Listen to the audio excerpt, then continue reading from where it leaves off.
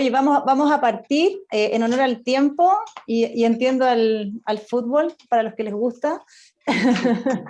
Les agradecemos a todos por estar hoy día acá en nuestra charla Acción y Transformación Tecnológica hacia una nueva sociedad por medio de la educación. Hoy día nos acompaña la profesora Carolina Pino, a quien muchos de ustedes ya conocen. Carolina, como dice ahí en su presentación, es licenciada en Artes Visuales de la Universidad de Chile y también tiene un máster en la Universidad de Nueva York, y hoy día está estudiando, haciendo su doctorado, así es que súper bien por ella también, motivadísima, haciendo harto estudio allí. Y además la Caro es directora del Centro de Interfaces Emergentes de nuestra Escuela de Diseño.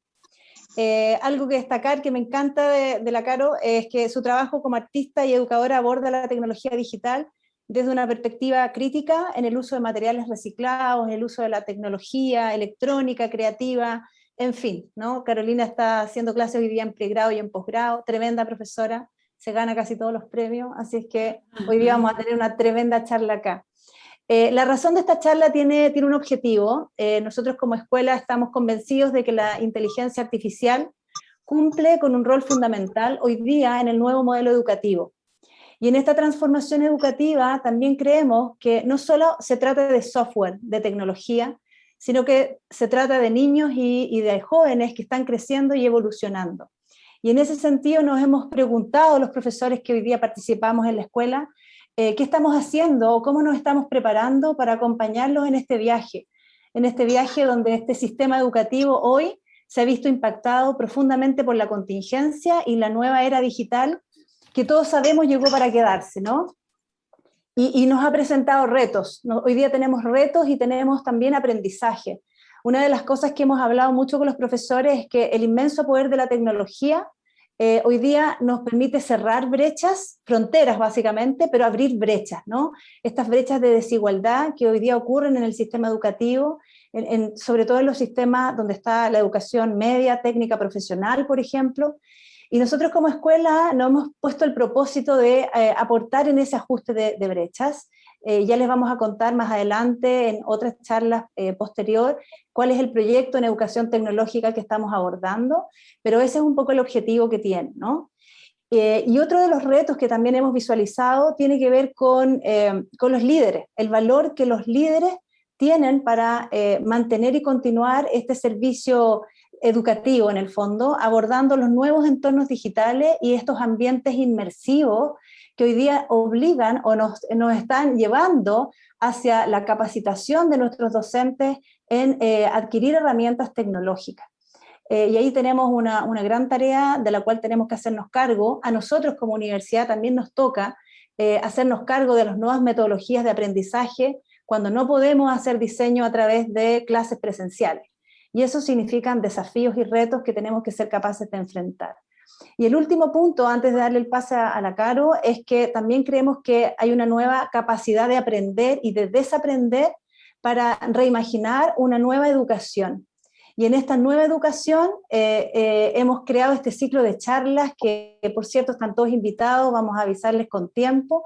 Y en este ciclo de charlas queremos tenemos como objetivo el poder debatir, también escucharlos a ustedes. Aquí esto ha sido focalizado principalmente en personas que están relacionadas a la educación o que quieren seguir educando, ¿verdad?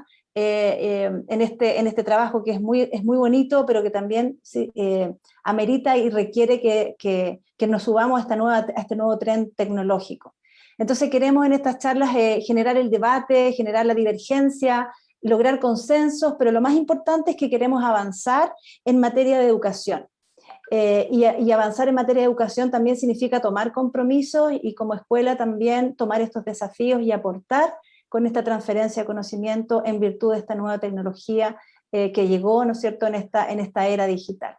Ese es un poco el objetivo de estas charlas, que van a ser varias en el transcurso de estos 2 meses, y esperamos que las disfruten, por supuesto, que se entusiasmen, que entusiasmen a sus colegas y podamos tener una muy buena comunidad académica y transferir ese conocimiento.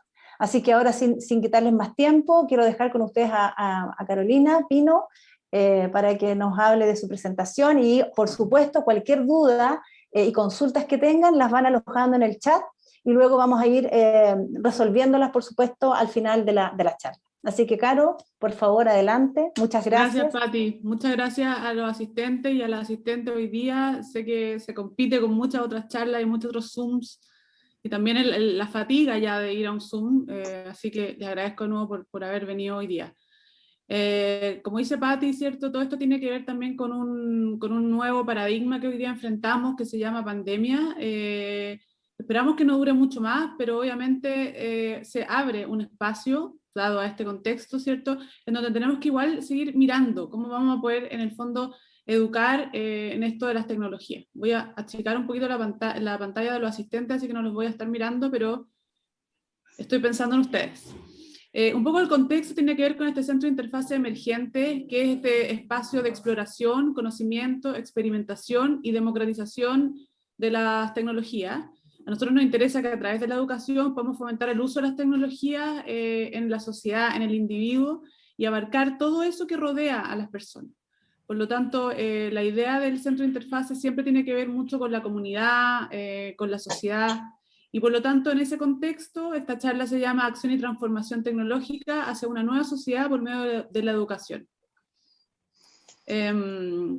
Primero definir un poco algunos términos como acción, ¿cierto? La acción implica una actividad, un movimiento, un cambio, donde normalmente un agente que actúa voluntariamente en oposición a quietud o acción no física.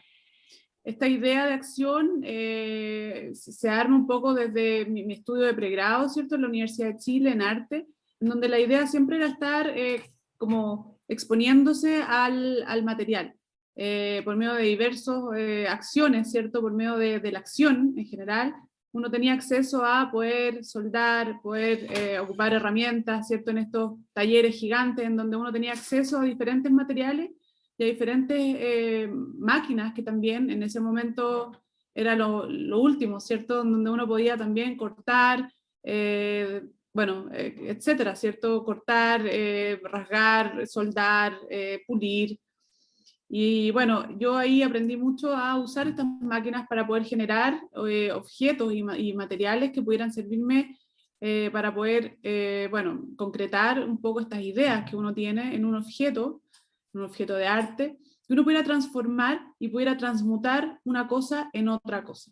Sobre esa capa, más tarde me interesé por los computadores, y la idea de usar los computadores tiene, bueno, harto que ver también con esta cosa misteriosa que se va a producir con el advenimiento de la llegada de los computadores a Chile, que no fue al mismo tiempo que en otros lugares, fue un poquito más tarde, pero que finalmente abre como esta puerta hacia este espacio que los por ahí, los que están más atrás, se darán o se acordarán de que cuando uno se conectaba a internet había este sonido que uno como que le abría este espacio a otro lugar que prometía ser un lugar diferente al que estábamos usando, ¿cierto? Por lo tanto, esta idea de empezar a también en paralelo a abrir cosas, a ver cómo estaban compuestas, de qué materiales, etcétera, siempre muy interesada en los materiales, también por una cosa material, o sea, perdón, familiar, porque mi papá también tenía una fábrica de muebles, así que siempre me interesó cómo estaban hechos los objetos, los materiales, los clavos, por qué las cosas se componían de ciertos materiales y de otros no.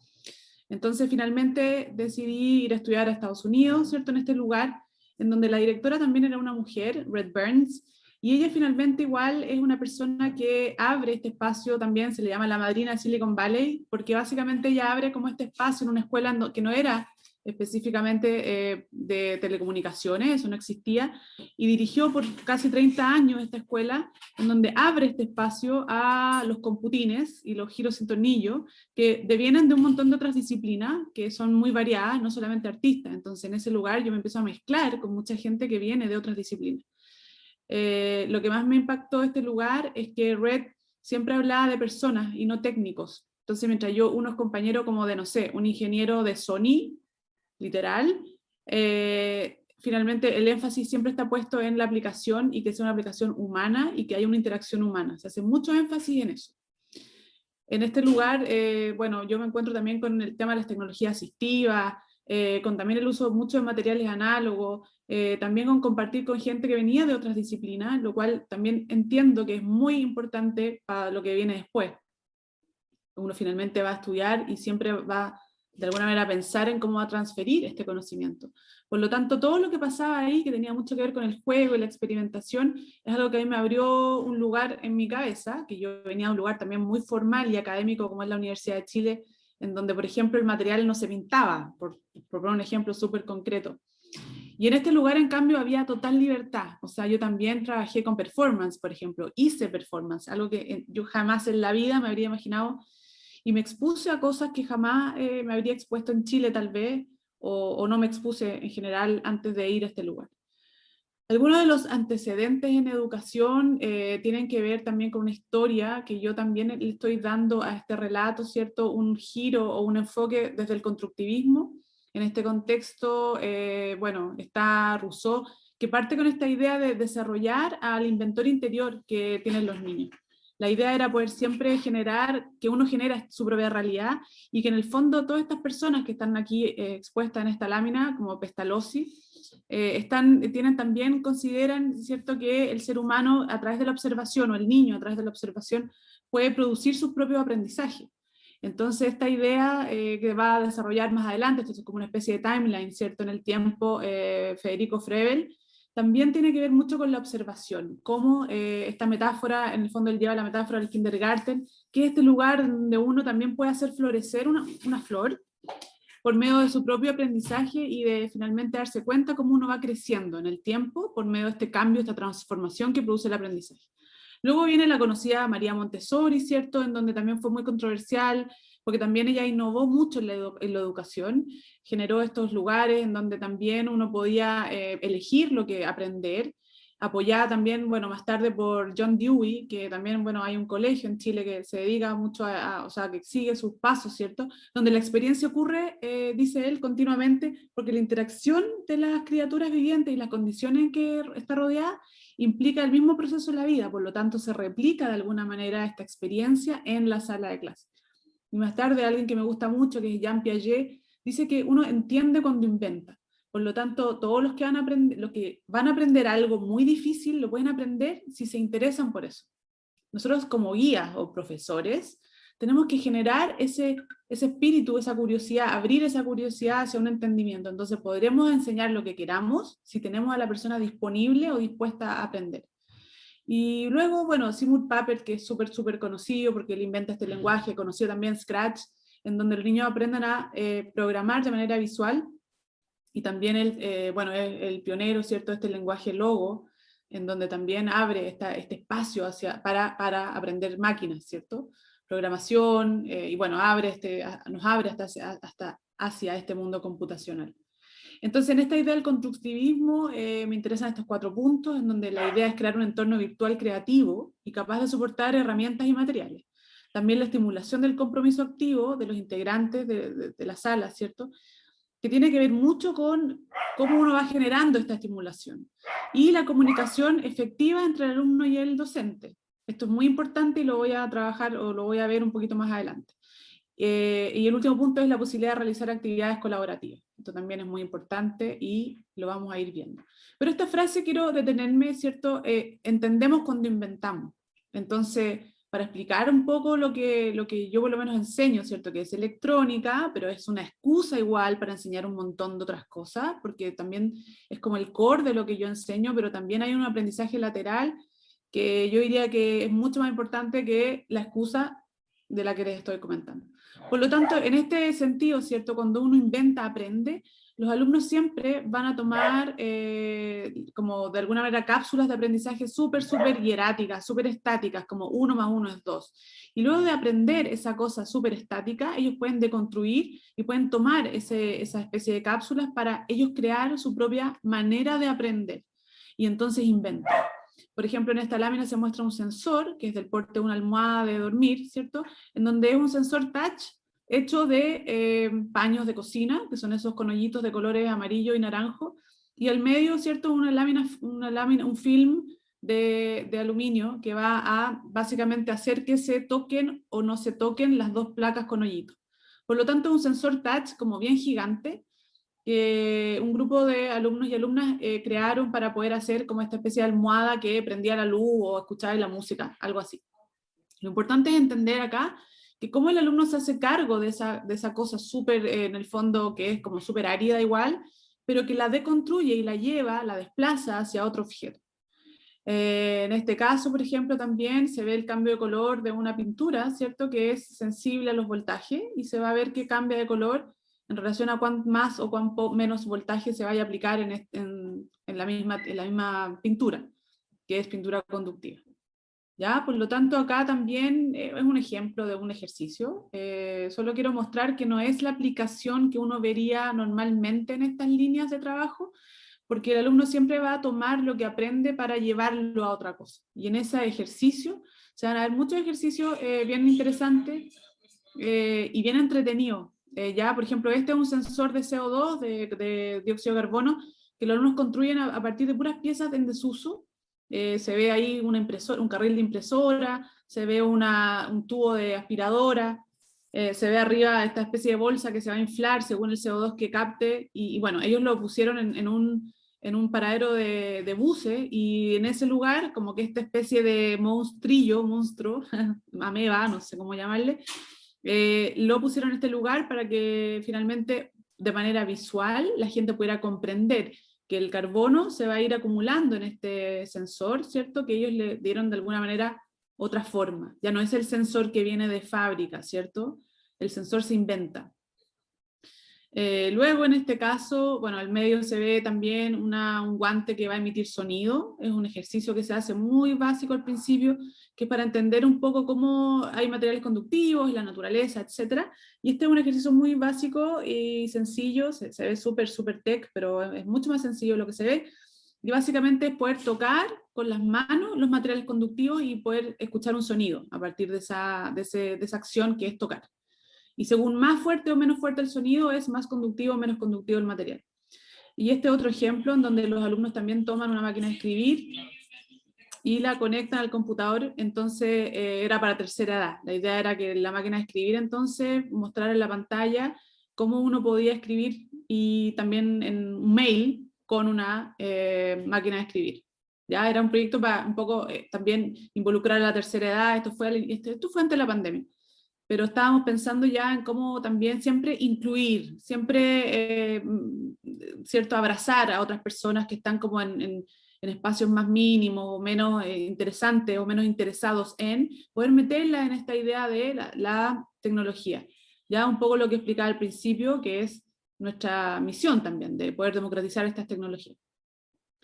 Bueno, ahora viene la parte de la educación tecnológica, que es otra cosa, ¿cierto? Uno podría pensar. Pero finalmente es darle orden, organizar estos materiales que se ven siempre como tan complejos, en una idea que denominamos en el Centro de Interfaces como metodología CPA o célula de proyecto autónomo. Esta metodología la creamos a partir de una mezcla de metodologías que nos pareció súper interesante como ir mezclando, y después de igual harto tiempo de hacer clases sin una metodología, pensábamos, pero después cachamos que teníamos una metodología y que le denominamos CPA. La idea de esta metodología es que hay un ambiente de aprendizaje que es positivo. Siempre se va a generar este ambiente positivo en el grupo. Es la idea de que el profesor tenga que tener en cuenta siempre al grupo o al alumno o alumna, siempre, parte desde ahí. Ya no es lo que yo quiero explicar, es lo que tú quieres hacer y yo te ayudo a hacerlo. También detectar las personalidades, fijarse en los intereses de cada uno. Mucho también bitácora. Yo siempre estoy con estos libritos anotando todo. También los espío por redes sociales, y entonces puedo saber muchas cosas de los alumnos que me ayudan a entender qué referentes quieren, qué proyectos quieren hacer y por qué los quieren hacer. Esto para mí es un insumo muy importante, porque finalmente, y es súper como hecho a medida, ¿cierto? Pero ayuda a entender lo que les voy a explicar a continuación. La idea es hacer los grupos de una manera responsable. Uno no puede hacer los grupos así aleatoriamente. Pienso que es importante también porque se debe integrar siempre. Entonces uno no pone a los amigos juntos, uno pone al que habla menos con el que habla más, al entretenido con el menos entretenido, y trata, porque entiende a quién le está haciendo clase. Siempre en esta idea de integración. Este es el máximo, yo diría, este es el máximo objetivo, ¿cierto? La idea es utilizar críticas siempre constructivas y de apoyo del grupo en pos del proyecto. Para esto también hay una idea de mantener una sala de una manera en que los alumnos están siempre de manera muy transversal con el profesor. Hoy día en Zoom me encanta porque es mucho más democratizador, pienso yo, no te ven cómo estás vestida, estás ahí en un cuadradito, están todos medios parecidos, así que nadie en realidad, no hay como esta especie de prejuicio, tal vez que había antes, que como que, no sé, te miran, o tú miráis raro, o tú miráis así, y el alumno cree que lo miráis así. Hay un lenguaje que es no verbal, que también genera a veces un prejuicio. También siento que Zoom de alguna manera nos ayuda en esto de integrar. Pero si estuviéramos en la realidad, ¿cierto? Pensamos en que siempre tenemos esta mesa como de comedor, en donde el guía está en un lugar y están los alumnos también sentados alrededor mirando, ¿cierto? Lo que se proyecta o lo que se conversa al frente. No existe esta cosa como de profesor y alumnos, ¿ya? Eso es importante. El CPA no contempla jerarquía, no hay profesor y grupo, ¿cierto? Y el guía lidera esta etapa utilizando un lenguaje de acuerdo al grupo. La metodología va desde el profesor hacia los alumnos y desde los alumnos hacia el proyecto. La idea del CPA es resumir una actitud focalizada y neutra de parte del guía. ¿Ya? Esto, y meto esta capa, en el budismo se conoce como estado de bliss. Siempre estar en una postura y en una manera de ver los proyectos muy neutra. Esto es importante porque también genera un ambiente, digo, de trabajo y de curiosidad en el grupo. La metodología CPA plantea que cualquiera puede trabajar con tecnología. ¿Ya? En general siempre hay una reticencia, es como, no, es que yo con los computadores no, es que yo, no, es que a mí se me apaga todo, hasta las velas se me apagan solas, como que no. Uno tiene que romper con esos prejuicios porque finalmente lo que uno está trabajando no es que aprendan la tecnología, sino que estén dispuestos a aprender. Y para eso esta metodología la creamos en el fondo para abrir a los alumnos y alumnas y tenerlos disponibles para aprender cualquier cosa, ¿ya? En este curso que yo hago se llama electrónica, en sus cursos se llamará filosofía o lenguaje, etc. Bueno, o tecnología, ¿cierto? La idea del CPA es sintetizar la metodología del arte y se junta el corazón, la cabeza y la mano. Esta cosa que se llama integración, que algunos le llaman felicidad, cuando uno integra como cosas en su desintegración, se supone que uno está unido en algo y por lo tanto puede estar súper realizado haciendo algo. ¿Ya? En arte se llama Heart, Head and Hands y uno trata de siempre pensar, hacer y sentir, loop, lo mismo, ¿cierto? Para poder estar integrado en lo que está haciendo. Por lo tanto, se plantean 4 puntos, que son observar, documentar, hacer, reflexionar, es junto, y mostrar. ¿Ya? La observación siempre tiene que ver con observar el mundo, la gente y sus actitudes. Podemos levantar varias preguntas si aprendemos a mirar. La idea es poder siempre dejarse permear por este lugar. Por lo tanto, a través de nuestros sentidos, ¿cierto? Vamos a aprender a escuchar, aprender a ver, aprender a tocar, ojalá, aprender a degustar. Tenemos que dejarnos permear por ese lugar. ¿Ya? No llegamos con una idea preconcebida, el lugar nos entrega toda la información. Es lo mismo que hago yo con los alumnos, lo mismo hacen los alumnos con el lugar. Por lo tanto, no existe, no tengo idea de qué hacer, o voy a ver a Pinterest. No vas a ver a Pinterest, vas a ver a ti mismo en un lugar y dejas que el lugar te permee con esa información. Vuelvo a meter el budismo zen, ¿ya? ¿Por qué? Porque esta es la actitud en donde uno debería estar jugando, ¿cierto? El zen en su esencia es el arte de ver dentro de la naturaleza el propio ser y señala el camino de la esclavitud hacia la libertad. ¿Qué significa esto? Que uno no está dependiendo de algo, no está queriendo hacer lo que la profe dijo que hiciera, sino que yo hago lo que yo quiero hacer porque soy súper coherente con lo que me gusta y sé lo que me gusta. El paso 2 tiene que ver con la documentación, ¿cierto? Siempre vamos a documentar, hay diferentes maneras de documentar, todos sabemos, tenemos el celular hoy día que nos ayuda mucho a documentar en fotografía, video, sonido, texto, etc. Siempre las libretitas también son buenas. Y la idea es que esto esté accesible, por lo tanto siempre tener en mente que un medio electrónico, página web, blog, wiki, lo que quieran, es la manera en que uno también tiene de compartir y disponibilizar para otros. Esto es antes de la pandemia, siempre lo hemos hecho antes de la pandemia, así que no es por la pandemia, sino que siempre la web es como el espejo en donde uno básicamente está conversando con los demás a través de ese lugar. Luego hacer reflexionar, lo pongo junto porque uno no hace como un dummy, ¿cierto? Uno no está como una masa escribiendo, no sé, bordando. Uno está siempre pensando, cuando uno hace, uno está pensando, por lo tanto, hacer y reflexionar van juntos. La idea de este punto es que uno provea de materiales, los materiales, hay diferentes escalas de materiales, hay muy caros, medios, muy baratos para hacer cosas. ¿Ya? Yo siempre pongo el ejemplo de un colegio que una vez fuimos, hicimos un kit electrónico con palitos de helado, plasticina conductiva y una pila. y eso funciona. Por lo tanto, no hay excusa para decir, no tengo no sé qué electrónico súper caro, uno tiene que encontrar las maneras, ¿ya? Depende del lugar que le toque estar. Entonces, adaptación, que también es una idea de poder estar en esa mindset, ¿cierto? La idea es poder proveer de herramientas, maquinarias, si es que hay, aquí de nuevo variarán según la escala del proyecto para ejecutarlo, y la idea es bajar esto a una cosa material, aceptar siempre el ensayo y el error. Es la idea, el error es muy útil, es muy bueno, el error es parte del proceso. Es importante que esta etapa se realice en grupo con integrantes ojalá de diferentes disciplinas. Y si no hay de diferentes disciplinas, porque te toca hacer en un colegio, de diferentes personalidades. ¿Ya? Esto es muy importante. Luego mostrar, en esta etapa se abre el proceso, se muestra lo que se hizo, el prototipo, y se habla del proceso, se muestra la documentación, el proceso creativo, y también se espera la crítica al grupo. Esto tiene que ser activo, ¿cierto? Uno trata de que todos los integrantes del curso participen, que critiquen este objeto, y que haya una conversación a partir de lo que se hizo, ¿ya? Y de lo que te pasa a ti cuando estás haciendo eso como alumno o alumna. La idea del CPA es que abre el espacio hacia la experimentación, el laboratorio, ya que posibilita la integración de temas en donde el alumno explora y se hace cargo de su proyecto. ¿Por qué se hace cargo de su proyecto? Porque yo ya sé a qué le estoy haciendo clases, por lo tanto, le abro el espacio para que esa persona explore en, por decir, skate. Si uno cacha que ese alumno, a la alumna le gusta el skate, uno lo potencia para que vaya a ese lugar.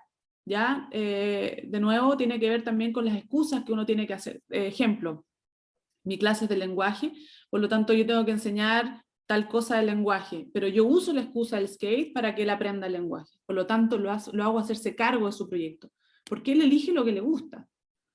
La idea es cambiar del paradigma del no al sí, del no se puede, no soy capaz, al sí puedo, me atrevo, lo voy a intentar. Aunque te explote, aunque te explote el cable en la cara, tenéis que tratar, esa es la idea siempre, del no al sí. La idea es superar el miedo al fracaso y las bajas expectativas que se tienen de uno mismo para proveer en un ambiente de confianza. Por eso que los errores aquí son importantes. La idea siempre es pensar, y aquí un poco es pensando en cómo pensamos, o sea, cómo creemos que esta es la imagen, cuál es la imagen del mundo que queremos construir. ¿Ya? ¿Qué significa esto de la nueva sociedad? Puse unas palabras acá, pero pueden ser muchas más, por supuesto. Bueno, una sociedad propositiva, transversal, colaborativa, inclusiva, inteligente, abierta, dispuesta, ética, estética. Mi pregunta para ustedes es, ¿cuál es la imagen de sociedad que existe en su cabeza? Me gustaría que pensaran en eso, como una imagen.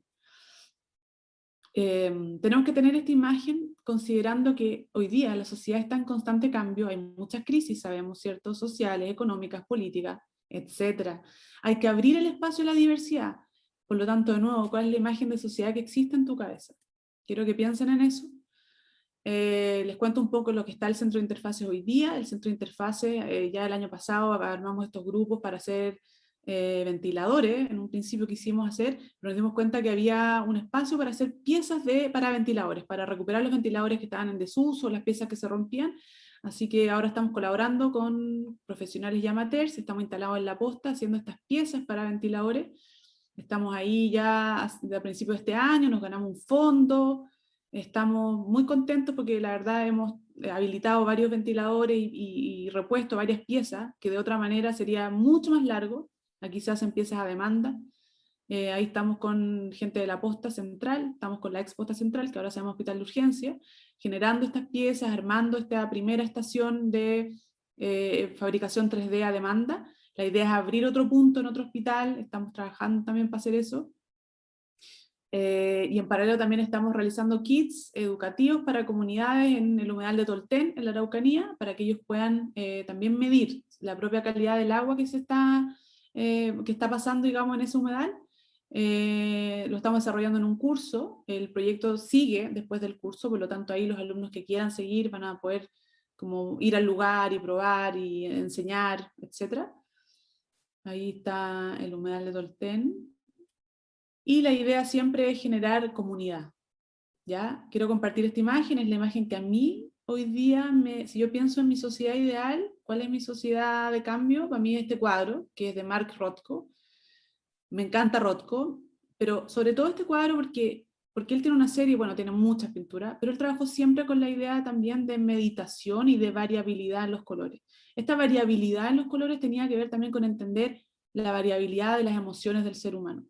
Y esto a mí me mueve mucho porque la idea de este cuadro va a generar genera el concepto de variación y de percepción y también de meditación, que son tres cosas que yo creo que hoy día tenemos que mirar. Hoy día no es solo competencias, cierto, duras. Sabemos que hoy día nos tenemos que adaptar, tenemos que estar disponibles a cambiar, tenemos que ser más líquidos.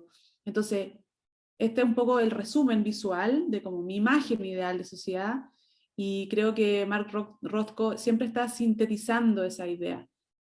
También y las invito a conocer a este pintor que a mí me encanta, pero además porque tiene una idea de lo concreto. Esto es lo que te pasa a ti con esa experiencia de verlo, y que también yo creo que tiene mucha relación con la educación.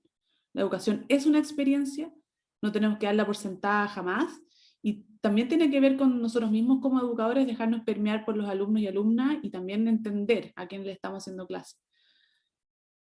Muchas gracias, y me encantaría también escuchar de ustedes, saber esa imagen, y también si tienen preguntas.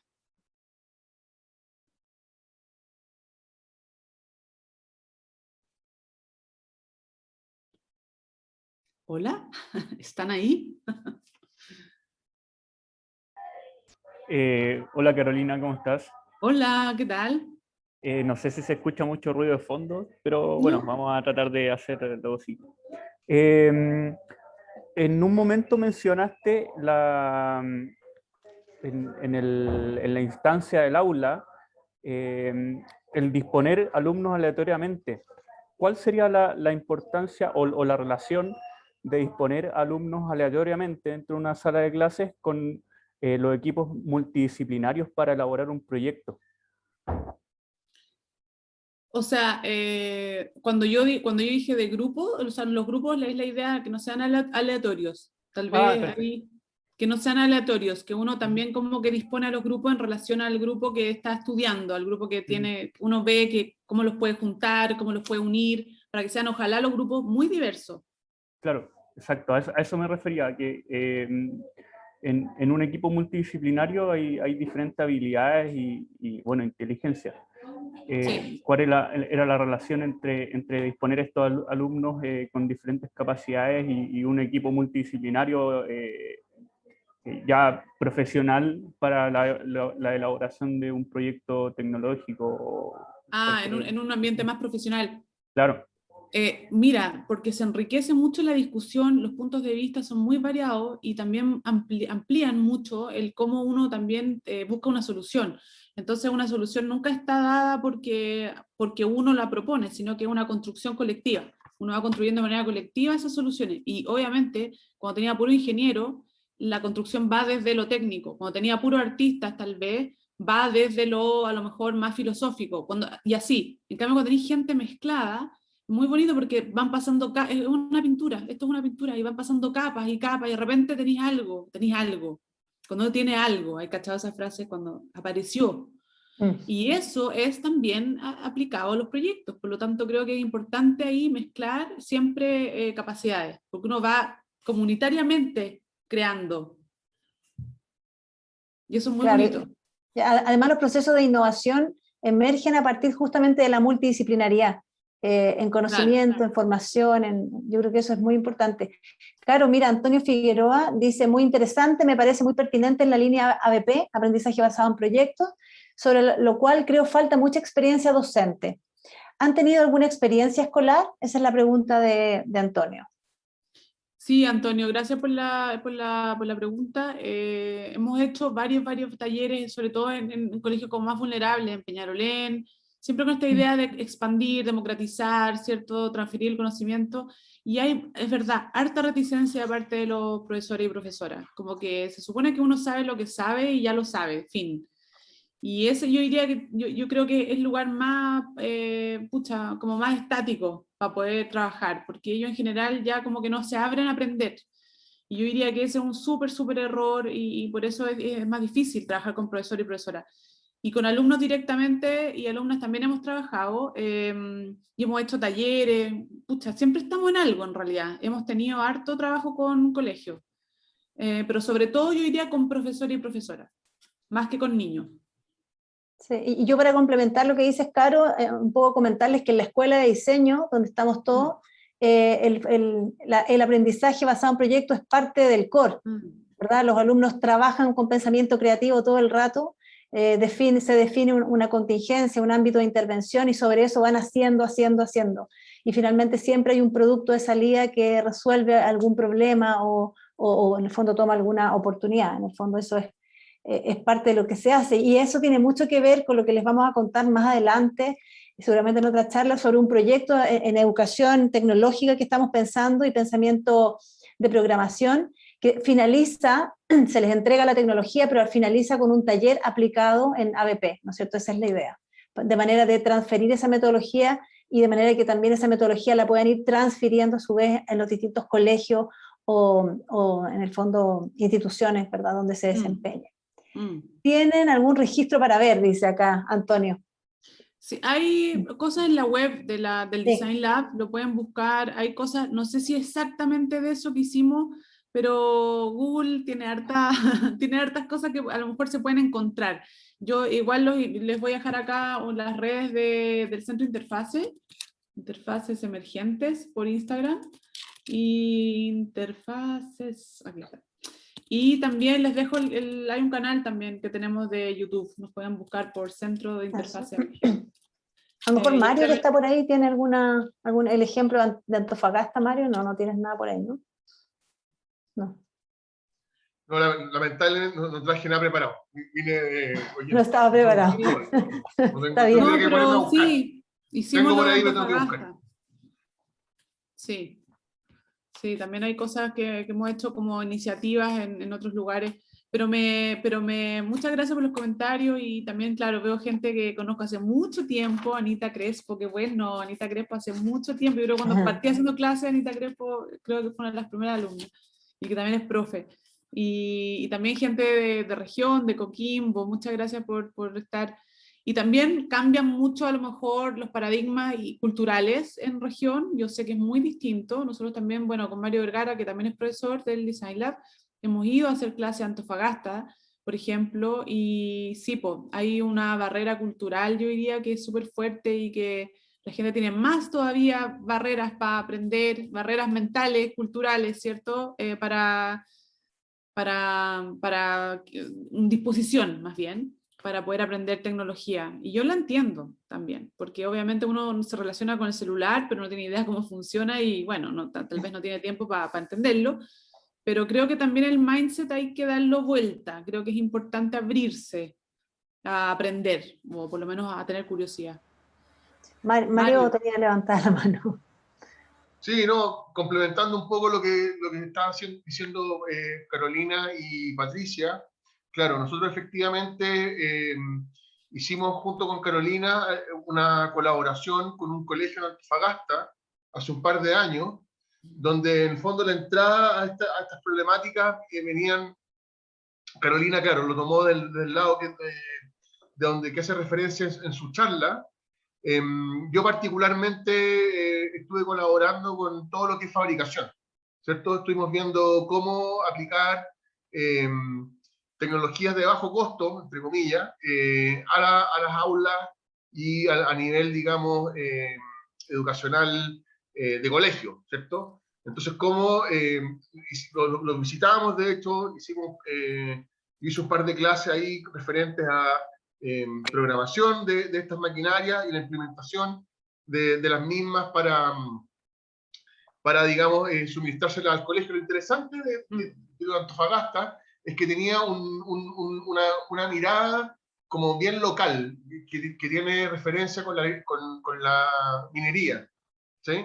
Entonces los proyectos que se realizaron tenían ese enfoque, ¿no? Hemos estado conversando junto con Carolina y Patricia posibilidades que hay en otras realidades, en otros territorios, agricultura, qué sé yo, pesca, que pueden ser implementados dependiendo de la zona. Eso.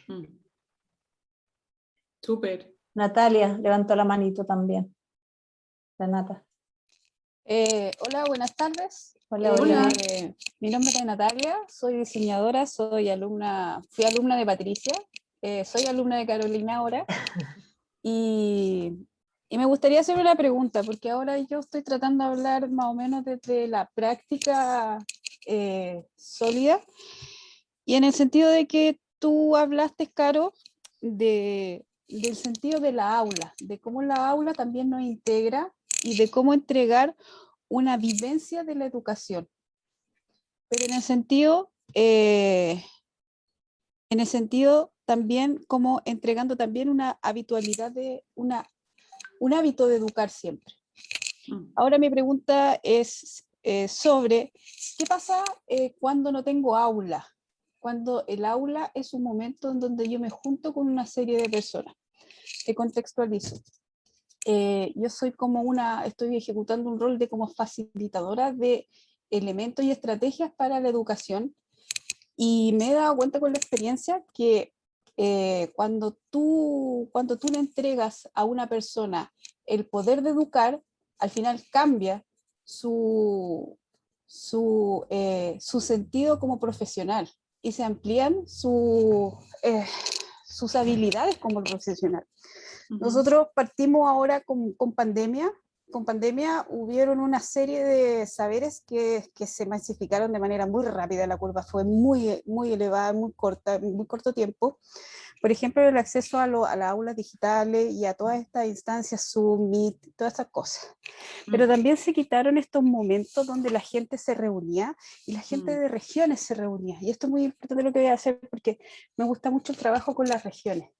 Estoy hablando de llegar a regiones, a lugares donde no hay acceso ni siquiera a una conexión de internet muy, muy buena.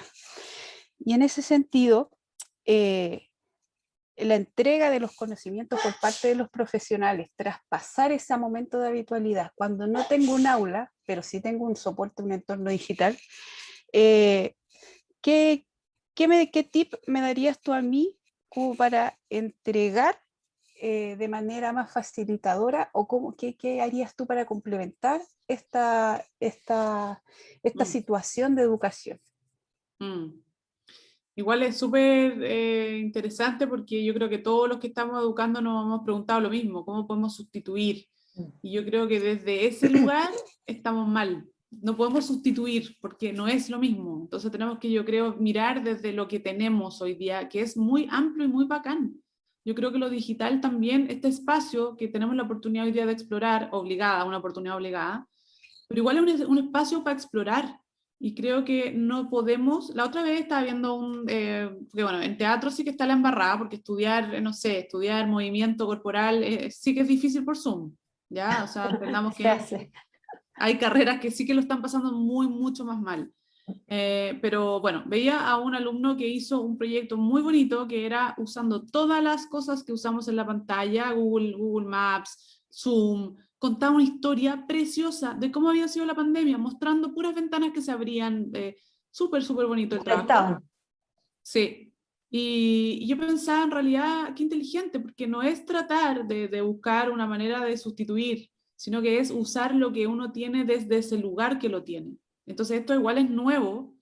Por ejemplo, en concreto, por ejemplo, el tema de la electrónica, ¿cierto? Es difícil, porque antes uno hacía estas mesas, y estaban todos, qué sé yo, compartiendo materiales, había como una cocinería que era súper rica y que ya no existe. Pero a la vez los alumnos están mucho más concentrados, porque no tienen esta cosa de, como decía al principio, de ir a la sala y saludarse, tomar café. No hay eso. Están mucho más concentrados en hacer un proyecto. Por lo menos cuando uno deja ese espacio de taller, realmente trabajan en Zoom, ¿cachai? Porque uno dice: apaguen las cámaras, filo, pero trabajen y me muestran al final, o lo que sea, uno va pasando y va viendo. Y eso es bonito, porque al final están mucho más concentrados, no tienen distracciones, como las tendrían en un lugar físico. Bueno, no sé, a lo que me refiero es, este espacio virtual tiene también muchas cosas buenas que debemos ser capaces de aprovechar, y no como mirar lo que no tenemos. Entonces, si lo llevamos un poco a lo que estaba contando en esta charla, en esta idea de tener como un mindset igual, es como que ese mindset sea lo que te rija en clases, que podáis ver siempre el lado positivo. Esto suena muy coaching, pero un poco pensar en eso, como tener ese mindset de como ver un poco las posibilidades que da el espacio virtual versus el espacio físico, que tiene cosas buenas también y cosas malas también, pero no es a cambio de, ¿cachai?